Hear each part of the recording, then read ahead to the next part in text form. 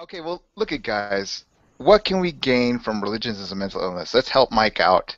Well, What I think is I there? think there's a lot to gain. Why? I think if he succeeded, if he succeeded in convincing people, if he actually had a good argument, I mean, imagine the repercussions in society if that kind of got a groundswell of support.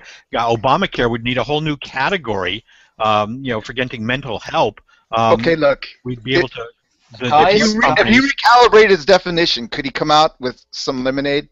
If you recalibrated his definition, if he said believing Bible fairy tales is mental illness, how's that?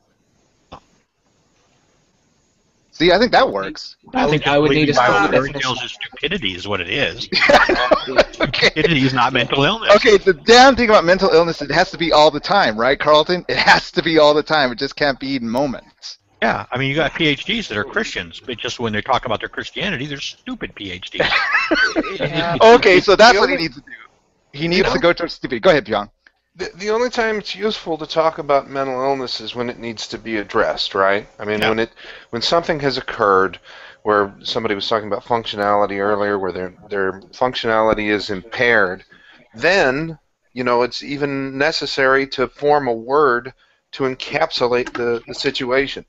So if their functionality is not impaired, it's simply not a mental illness. And I can imagine, I'm sure you can too, where situations arise where religion actually might increase someone's functionality. And I think all this stuff about getting some kind of benefit of it, I understand what Sokka's saying, maybe it was objective-oriented. He said I could get a little bit of clickbait out of this, but I think it's a red herring. A lot of wasted time talking about some bullshit.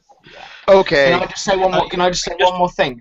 Sorry, can I slide in real quick? I was just gonna say I do have a term for it. I think we could call it SOCA, which would be an acronym, and it would stand for Supernatural Obsessive Compulsive Orientation.